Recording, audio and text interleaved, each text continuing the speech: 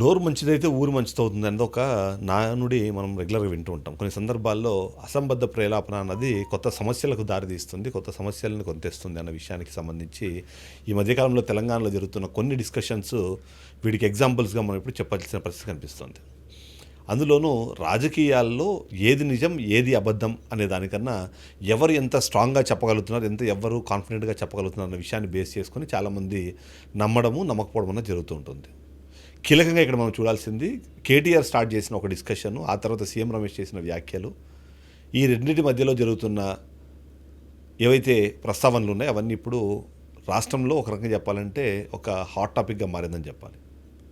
ముఖ్యంగా ఏదైతే గచ్చిబౌలికి సంబంధించిన భూములను తాకట్టు పెట్టి దాదాపుగా 10,000 కోట్ల రూపాయలకు సంబంధించిన లోన్ తీసుకురావడంలో కానివ్వండి, అది ప్రభుత్వానికి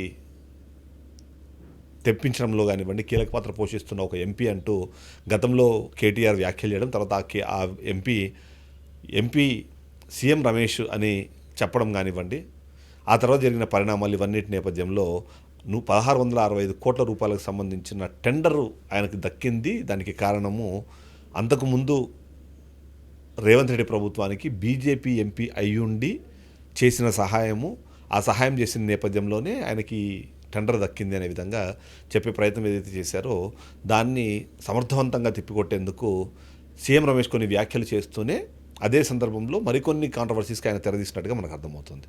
వీటిలో ఇది ఎలా ఉంది అంటే కడుపు చించుకుంటే కాళ్ళ మీద పడుతుంది అన్నట్టుగా ఎవరికి వాళ్ళకు సంబంధించిన బండారాలను బయట పెట్టుకున్నట్టుగా చూడాల్సిన అవసరం అయితే కనిపిస్తుంది. ఎందుకంటే ఇక్కడ 2-3 విషయాలు. మొదటిది ఏదైతే ఈ భూములకు సంబంధించి ఆ లోను ఇప్పించే పరిస్థితి ఒక ఎంపీకి ఉంటుందా లేదా అన్న ప్రశ్నకు సమాధానము ఖచ్చితంగా సీఎం రమేష్ మీద గతంలో ఉన్న ఆరోపణలు కూడా ఇలాంటి ఫినాన్షియల్ సంబంధించిన ఇష్యూస్లో ఉన్నాయి. అంతేకాకుండా వేలాది కోట్లు ఆయన లోన్స్గా తీసుకొని ఎగ్గొట్టారన్న ఆరోపణలు కూడా ఆయన మీద ఉన్నాయి. అందులో భాగంగానే ఇప్పుడు ఇలా వేలాది కోట్ల రూపాయలు అలా ప్రభుత్వానికి ఇప్పడంలో ఆయన ప్రమేయం ఉంది, తద్వారానే ఇదంతా జరిగింది. అది అయితే ఆ డబ్బులు అనేది ఒక ప్రైవేట్ కంపెనీకి ఇవ్వలేదు, అది ప్రభుత్వానికి ఇచ్చిందంటే ఖచ్చితంగా బ్యాంకు తనదైన శైలిలో జరిగే చెకింగ్ కానివ్వండి, వెరిఫికేషన్ కానివ్వండి, క్రెడిబిలిటీ కానివ్వండి, ఎలిజిబిలిటీ కానివ్వండి అన్ని తర్వాతనే అది వస్తుంది. దానికి అగేన్స్ట్గా 1,665 కోట్ల రూపాయల టెండర్ ఇవ్వడం అన్న దాని మీద సీఎం రమేష్ ఒక వ్యాఖ్య చేశారు. గత 10 ఏళ్ల పాటు నువ్వు మంత్రిగా ఉన్నావు, నిజంగా మంత్రిగా ఉన్న వ్యక్తికి నీకు తెలీదా టెండర్లు ఎలా వస్తాయి, వర్క్లు ఎలా అప్పచెప్తారు, వాటి మీద మీకు నాలెడ్జ్ లేదా అని. సో ఇప్పుడు చాలామంది విశ్లేషకులు అదే మాట అడుగుతున్నారు.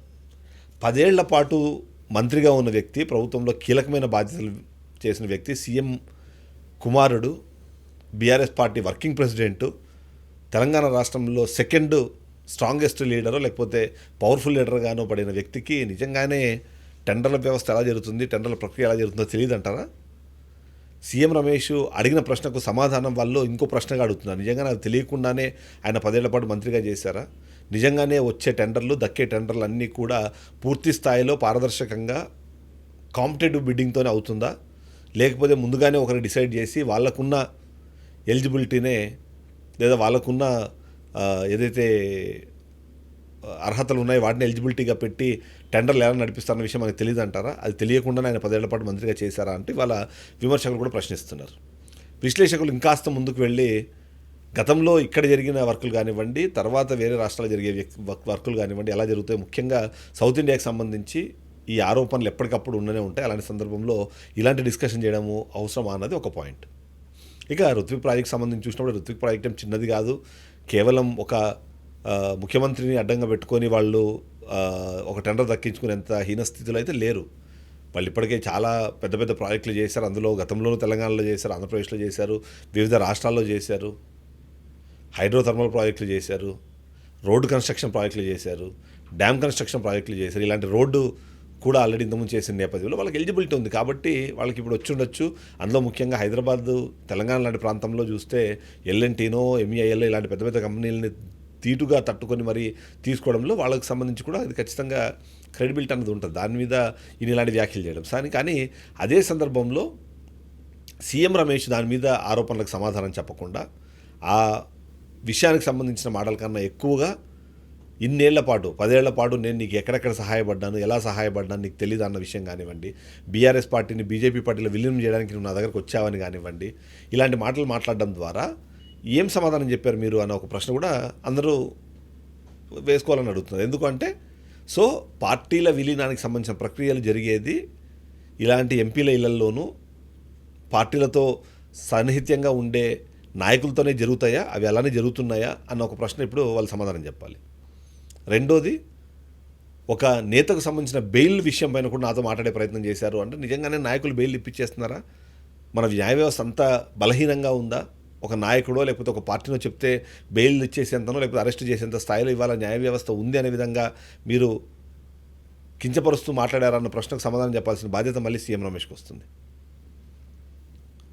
ఇక్కడ నేను అదే ఇంతకుముందు చెప్పాను. ఇప్పుడు ఒక 4-5 విషయాలు ప్రచారంలో ఉన్నప్పుడు అందరూ అనుకున్న విషయాలను ఒక 3 దానిలో మాట్లాడేసి ఆ తర్వాత సంబంధం లేని ఒక 3 విషయాలను మాట్లాడేస్తే ఇవి నమ్మారు కాబట్టి అవి కూడా నమ్ముతారు అనే విధంగా ఏవైతే ఆరోపణలో లేకపోతే ఇలాంటి వ్యాఖ్యలో చేస్తారో అవి ఖచ్చితంగా ప్రతి ఒక్కరు ఆలోచించుకోవాలి. ఇక్కడ వీళ్ళిద్దరూ మాట్లాడుకునే క్రమంలో టెండర్ల వ్యవస్థలో ఏదైతే ఉన్న ఒక అపోహ ఏదైతే ఉందో దాన్ని అది కరెక్టే అని జనాలు భావించేలాగా ఇవాళ వీళ్ళిద్దరు డిస్కస్ చేశారు. పార్టీలకు సంబంధించి ముఖ్యంగా ఇలాంటి కేసులకు సంబంధించి పార్టీల మార్పులకు, పార్టీలు విలీనాలకు, ఇలాంటి కేసులకు సంబంధం ఉంది అనే విధంగా మరొకసారి మాట్లాడడం. అప్పట్లో నేను ఏం చేశాను నీకు తెలియదు, అప్పట్లో నేను ఏం చేశానని చెప్పంటే అప్పుడు ఏదో మీరు చేశారు కాబట్టి గత 10 ఏళ్ల పాటు ఆ సీక్రెట్ని మీరు కాపాడుతున్నారు.